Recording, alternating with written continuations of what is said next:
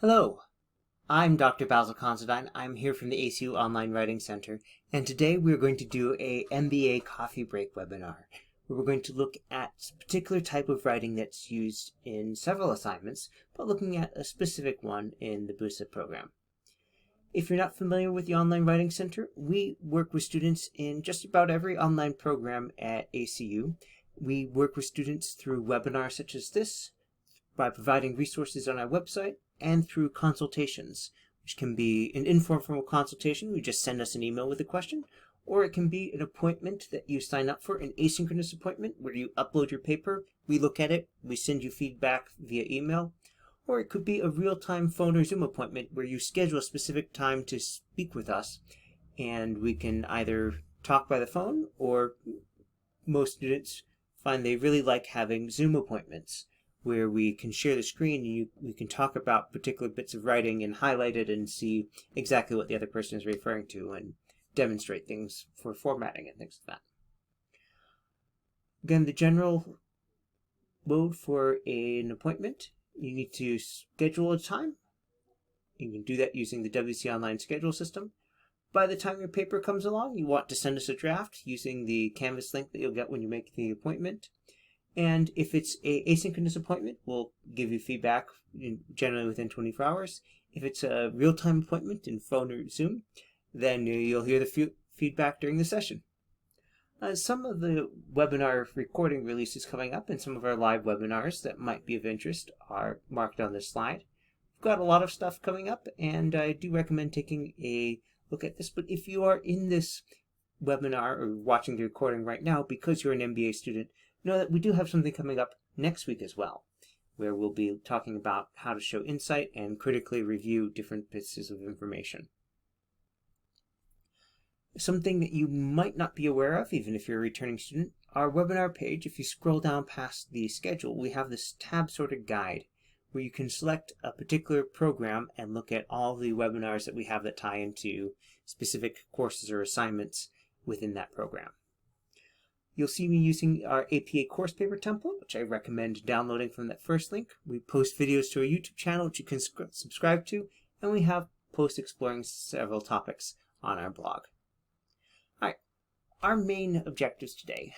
We're going to first learn to differentiate between subjective and objective language, which in this sense, we're not referring to the grammatical elements of subjective pronouns versus objective pronouns, but whether you are judging something subjectively or objectively, or whether you're stating those judgments.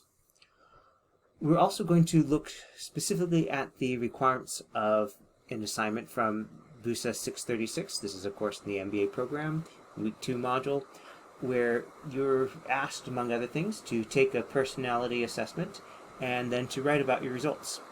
And then we'll finish by talking about how to integrate both subjective and objective language in self-assessments. This will be a little bit on the briefer side because we want to make sure that you don't consume all of your coffee break watching this and you can get some actual coffee. All right, let's talk about subjective and objective language.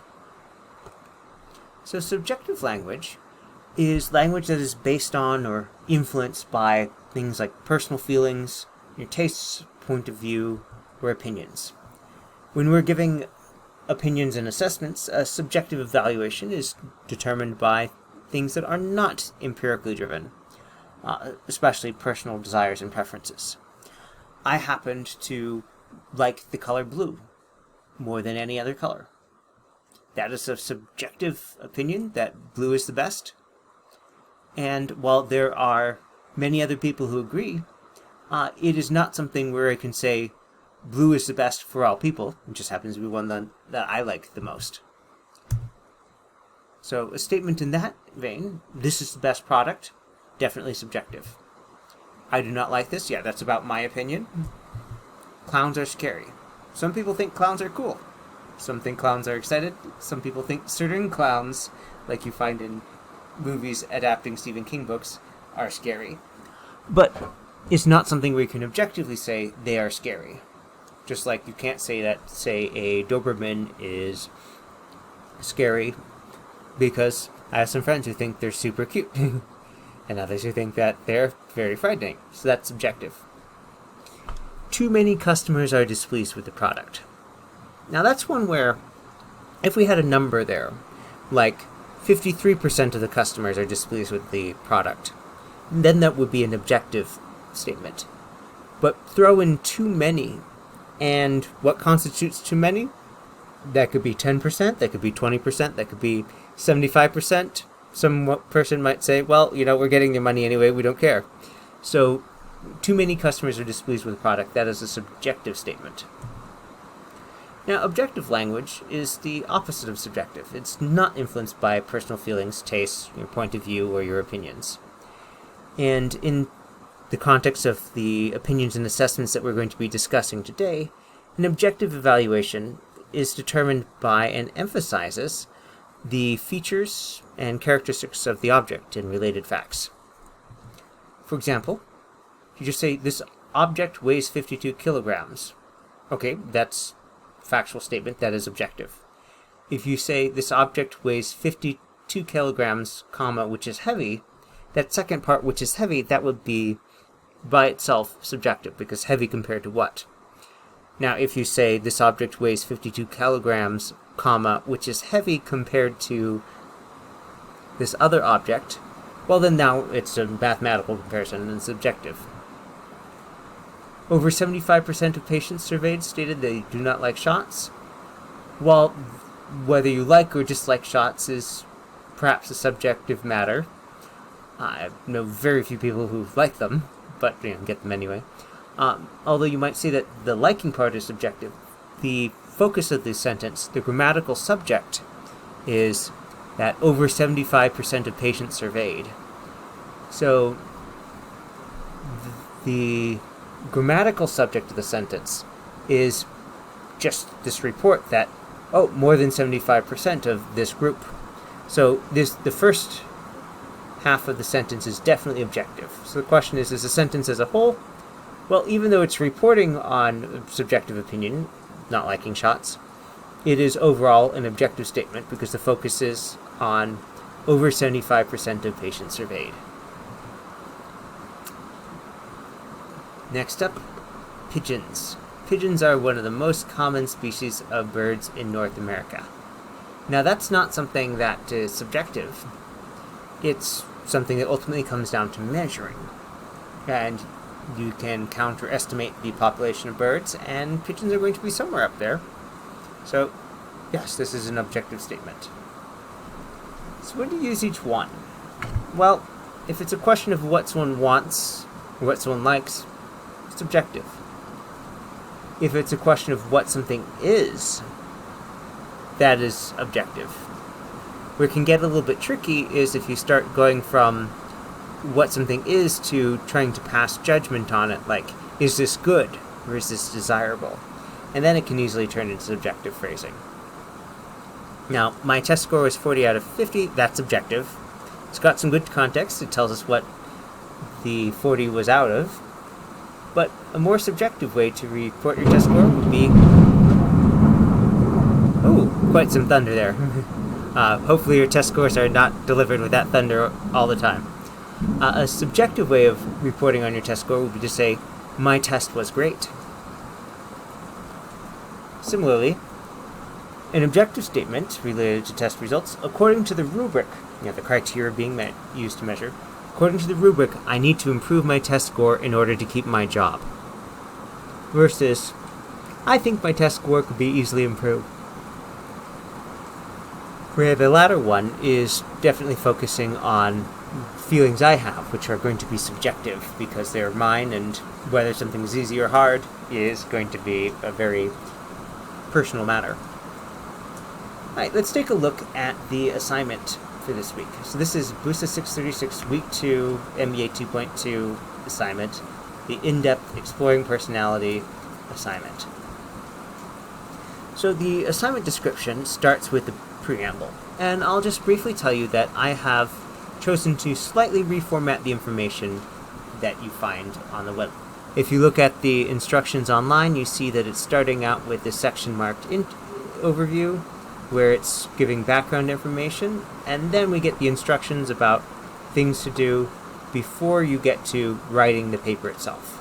So I have reformatted this to show what the different functions that you're being asked to do are.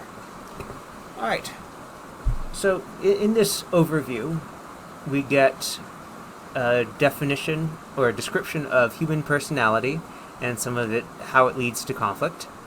And we get some observations about this. No two human personalities are identical. Because of this diversity, researchers have devised numerous scales to assess this. One of these is the Myers-Briggs Type Indicator, MBTI. And then when you get to the instructions itself, we find that you're asked to take the online short version of the Myers-Briggs test, and then you're going to do some reading about the test and your results. And then finally, this last bullet here, or the last large bullet, write a short summary of your results, including your 4-letter score, an example of a specific situation in which your personality was evident and either helped you or hurt you. Ultimately, this should be a 500-word paper, so that's going to be about 2 double-spaced pages if you're using 12-point font and 1-inch margins throughout, as you will if you download our course paper template. And in addition to the normal formatting, there is a note here requesting that you put your name in the upper left-hand corner of the paper and to indicate the number of words you wrote as well. So we'll talk about how to do that in a moment. If we look at the rubric, we see that of the points available here, some 2 out of 6, so that's about 33%. A third of the points go for, do you succinctly summarize your student's personality test results? Now, I have looked at a few drafts for this assignment over the years, and one thing I will warn you right ahead is that make sure you actually report the 4-letter code for your test results, because you'd be surprised how many people forget. They write a great deal about the results, but they don't actually say what the specific test scores were. So all we get is their subjective interpretation rather than being able to look at the objective information dispassionately. Alright, now the second item, where half the paper credit goes, this asks you to identify a specific situation where your personality was evident and helped or hurt you, and then relate that back to your test results. Now that could be many things. It could be about how they were back then. It could be about how you feel about things now coming back. It could be many things in that vein. And because it's getting 50% of the credit here, then you know it should be a larger section, which in fact 500 words, that's going to be around 2 double-spaced pages. So at least at 1 page of that should be about the second item. Okay. So let's talk about how to integrate subjective and objective language into a self-assessment, like you'll be writing about yourself. Well, some questions to ask are, what are you doing at this point in the paper, at this point in the paragraph? And if you've got your test results and you're interpreting them using the official assessment criteria, rubric, explanation, or other documentation, great. You're doing this using objective phrasing. So make sure that you cite the sources that you are referring to or that include the criterion that you are referring to. Next up, are you interpreting your own results using your own preferences, opinions? If this is the case, if the answer to this is yes, then it is entirely possible that your car, your Herbie, will be the last Volkswagen Bug on the road because of these pressing events. But if you're interpreting your results using your own preferences, opinions, and so forth, you're going to be using subjective phrasing because you're talking about things that are unique and particular to you. Some suggestions before we dive into the outlining. Do make sure to cite your sources and to explicitly refer to objective criteria in the body of your sentences, not just in the citations. You can, and often will, end up mixing subjective and objective phrasing, but you should also keep in mind that these can be separated into different sentences or even different paragraphs so as to create a more focused set of reading. And when you're recalling a past event, as you are asked to do for this assignment, consider starting with an objective description. Okay, here's what happened, and then go back through the same events in another paragraph about what happened.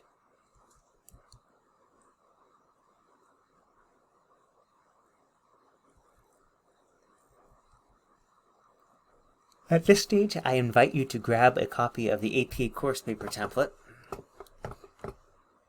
So I have here a copy of the course paper template, and I'm going to start by just pasting relevant part of the instructions, the part that details the paper content, and we can see that this divides into two main elements.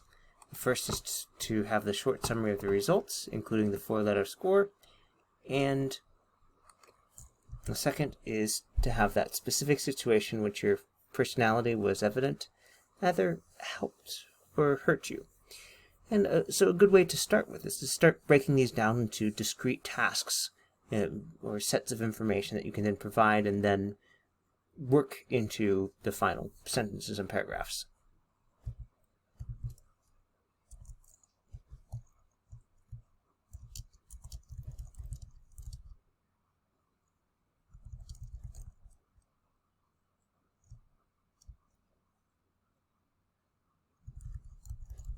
And there are different ways you can write it.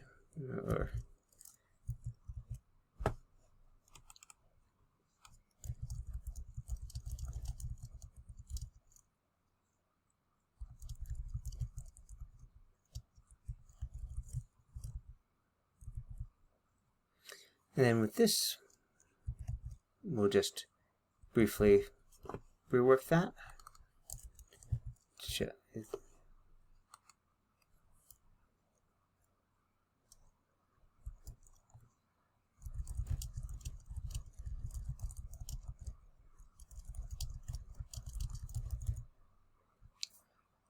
And so the results, what this tends to be associated with, and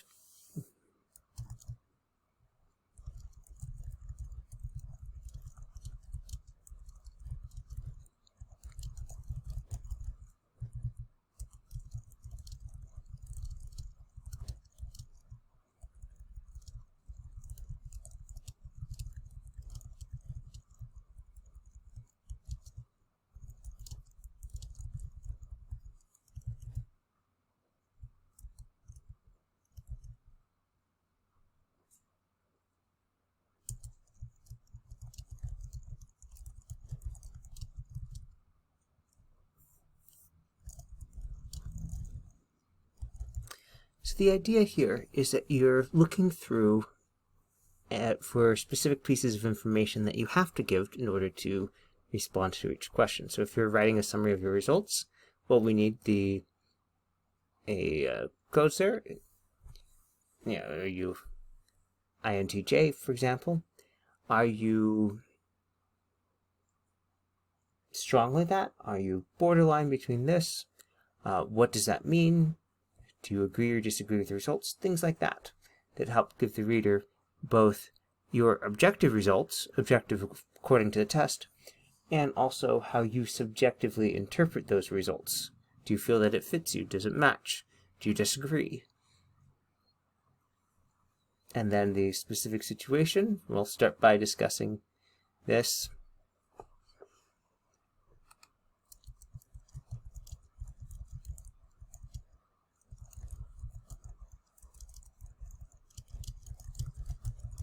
And so you don't have to have all this information now, but the goal is to have an expanding list and to also look at this as a instance of, okay, am I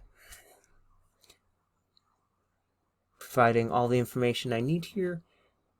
Do I see I need additional things to get to that and to add this to the list so when it comes down to writing the paper itself, you have all of your notes in front of you and a handy-dandy outline that tells you not only where you're discussing things, but approximately how much detail by the length of these descriptions or the added bullets that you add underneath them.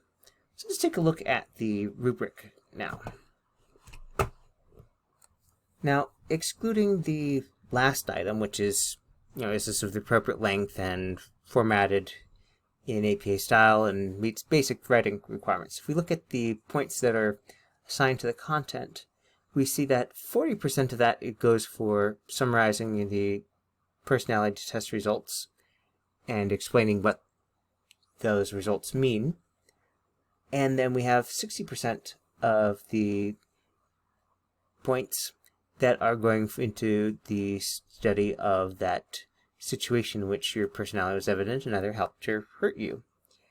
And it specifically says the personality aspects evident should relate back to the student's test results. Okay, so that's an additional detail that we can now add to this outline. Okay, how did that personality aspects result to think that?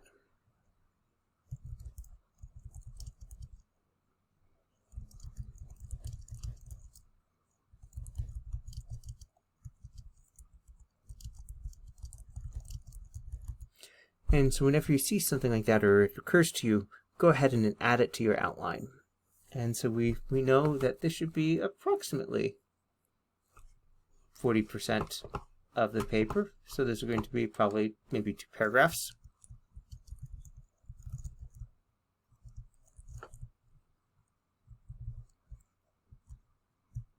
And this is going to be about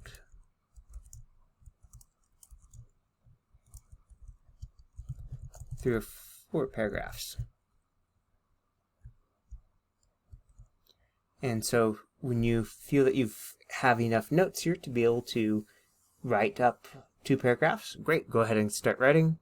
Same thing with this one, because we don't need all the information right now, but you can see I have right now 3 bullets underneath this.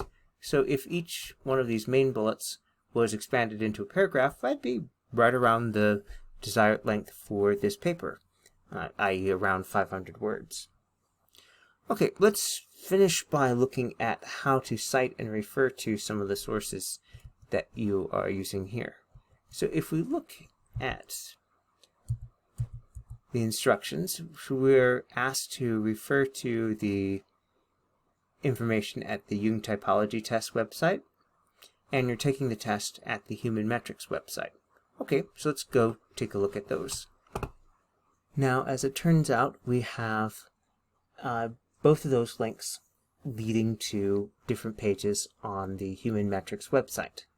So we have this personality type explained page, and if we're going to cite that, first thing we're going to look around and see is there a author listed for this page? We have references. We don't have a author though. So this means that the organization is going to claim authorships. This is going to be Human Metrics Inc., which claims a corporate authorship. So if we're going to a reference list,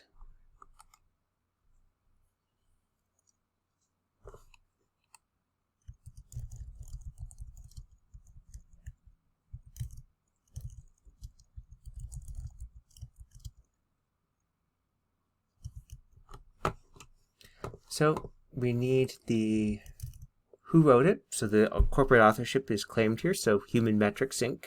gets listed as the author. M period D period because there's no publication date on this page. The title of the web page, as you see at the top in this red text, personality type explained, which we've written in sentence case, and a link to the web page itself. Now, it's entirely possible, I'd say very probable, that you're going to cite more than one web page on this site. In fact, if we're to go to 16 types, let's say your test results were ESFJ, and so you're going to be discussing that. Well, okay. That's also going to be Human Metrics Inc. M period D period and BSFJ is the title of the web page.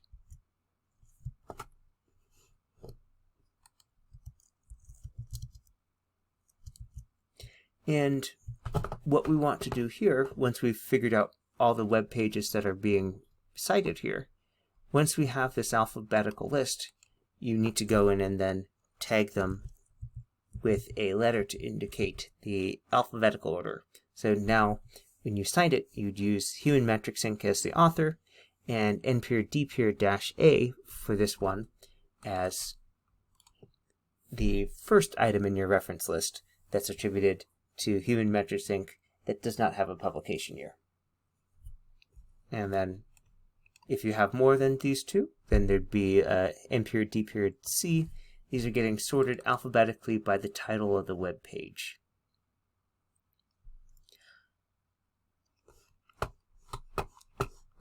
And there we go. So the rest of this, I think you can fill in on your own, build out with your own description of the event, tell us where it was, how it was, why it was, your interpretation of it, how things might have gone with a different personality perhaps, or how your personality may have changed, because you're not necessarily one personality type forever. There is some degree of malleability for many people where they can develop a skill or an inclination over time.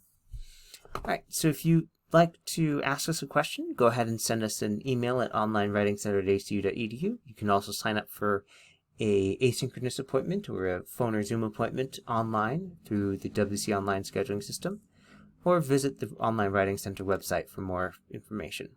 Thanks for joining us.